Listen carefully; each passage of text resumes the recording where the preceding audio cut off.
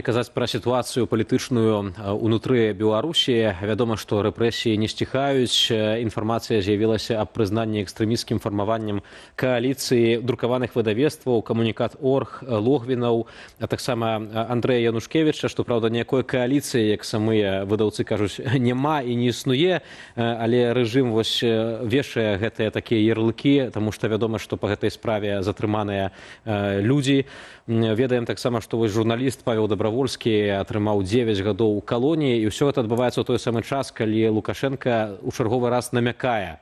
Амерыканская дэлегацыя зноў да яго прыедзе ў Менск на перамовы. Напярэдадні ў нашым эфіры аналітык Ігор Тышкевіч тлумачыў, чаму для рэжыму ў Менску так важна захаваць кантакт з ЗША.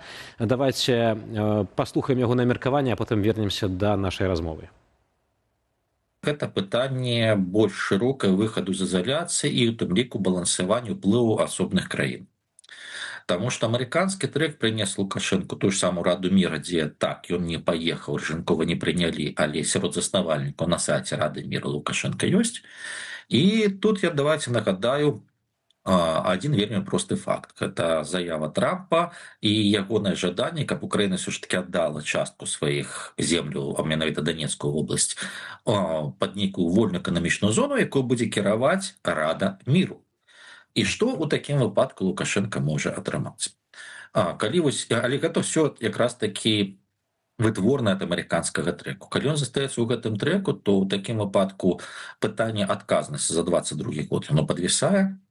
Пытанне, скажем так, міжнароднай ізаляцыі таксама, пытанне выхаду альбо вяртання на частку рынкаў, яно, ў прынцыпе, адкрываецца.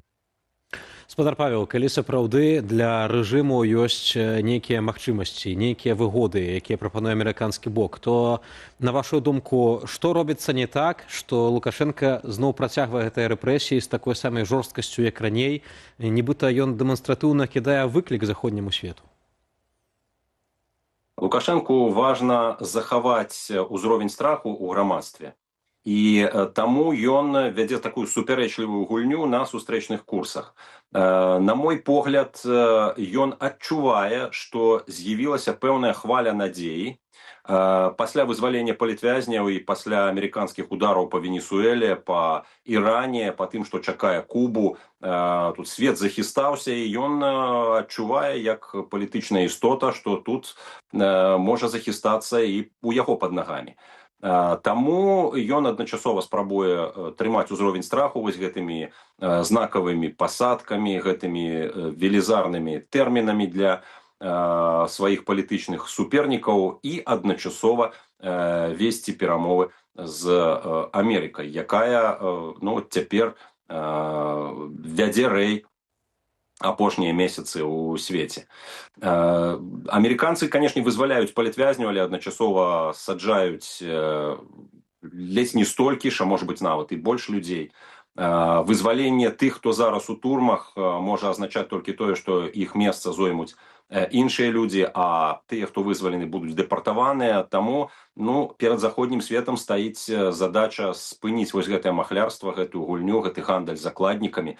І для гэтага трэба трымаць цвёрдую лінію.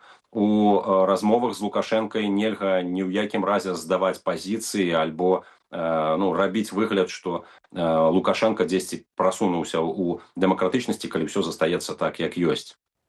Мы бачым пэўную рознасць падыходаў сярод публічных беларускіх асобаў, сярод беларускіх палітыкаў, у тым ліку тых, хто быў вызвалены з засценкаў Лукашэнкі. У прыватнасці Алесь Бяляцкі, напрыклад, гаворыць пра тое, што не трэба паслабляць эканамічныя санкцыі, маўляў, дзякуючы ціску захаду ён і выйшаў на свабоду.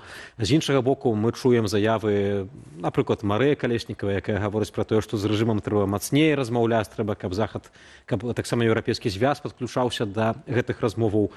Чуем таксама меркаванне Зянона Пазняка, які катэгарычна выступае супраць эканамічных санкцыяў. Ён лічыць, што гэта не столькі шкодзіць рэжыму, колькі шкодзіць беларускаму народу.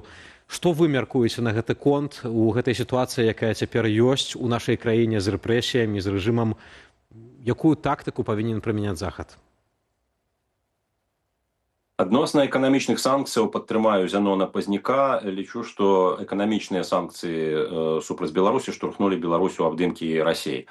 Але раз уже іх увялі, і раз ужо ўвялі персанальныя санкцыі супраць прапагандыстаў, ні ў якім разе нельга іх здымаць проста так альбо ў адказ на нейкія малазначныя ці там сімвалічныя крокі з боку Лукашэнкі. Калі гэты рычаг ужо зараз ёсць, ім трэба карыстацца. І тут я падтрымаю Алеся Бяляцкага. Я лічу, што цяпер зняццё еўрапейскіх санкцыяў магчыма толькі пасля, па-першае, вызвалення ўсіх палітычных вязняў, па-другое, спынення рэпрэсій, і па-трэцяе, крокаў у накірунку да дэмакратызацыі ў самой Беларусі.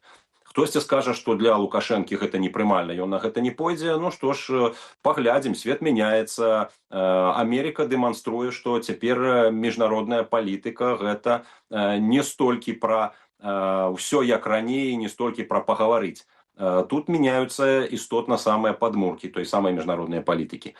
І таму той, хто стаіць цвёрда ў гэты час, той, хто аказвае ціск на рэжым, можа аказацца ў больш такой сур'ёзнай пазіцыі, ў большым выйгрышы, чым амерыканцы, якія вядуць вось гэтую тонкую, месцамі паспяховую, але дастаткова небяспечную гульню з дыктатарам. Ці не лічыце вы, што амерыканцы павінны больш востра ставіцца да рэжыму Лукашэнкі цяпер?